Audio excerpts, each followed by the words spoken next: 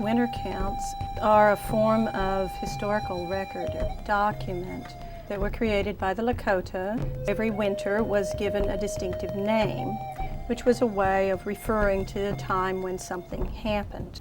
The Lakota are one large division of a group of people that most people know of as the Sioux, or the Sioux Nation. They certainly had a very strongly developed and formalized sense of history. These winter counts encapsulated that and are very strongly connected to people's sense of identity, both in the past and in the present. So if we begin here and other events that people knew had happened that were carried in the oral tradition could be placed in time by reference to those years.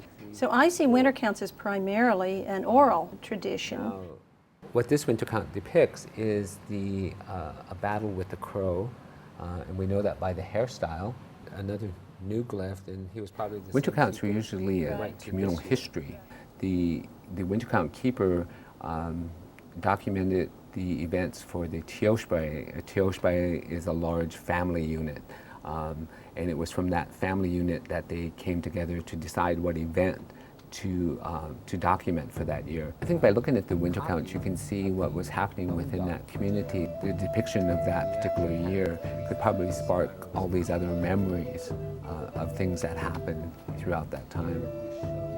Each new keeper followed very closely the sequencing of years, the names of the years that had been chosen, so that the winter count keeper could always be sure over time to keep these dozens and even in some instances hundreds of years in a proper sequence by referring to the pictorial record.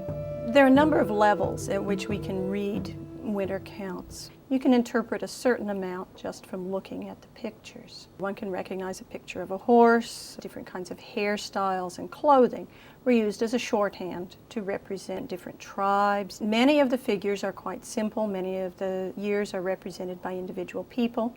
Without a text, you really can't go any further than that. Fortunately, a number of texts were recorded directly from the winter count keepers. When one has a winter count, such as the Rosebud winter count, that came to us with no explanatory text, it's still possible to figure out what's going on and recognize the years. The thing that one looks for is a particular event that's recorded in all of the Lakota winter counts that we know of, and that's known as the year the stars fell. That was an event that is also known in the Western calendar as the Leonid meteor shower, which occurred in November of 1833.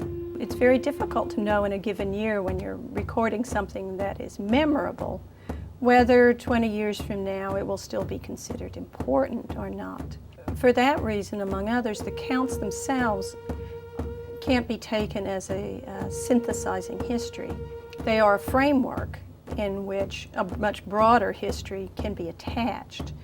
They are primary documents. They are raw materials, just as many other kinds of physical written documents are preserved in Western culture.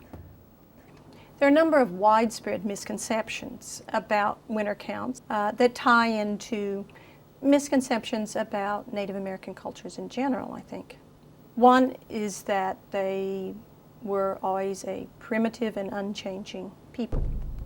In fact, Indian cultures have changed a lot over time and continue to change. And the winter counts, both the pictures and the texts that were recorded with them, give us a Lakota perspective on events at the time. It's quite a different idea of history, where the physical written record is not the most important. Sitting Bull's cabin, where he was killed by Indian police. But it's also a wonderful window into Lakota culture and ways of thinking, different way of viewing the world. So we see the horse tracks.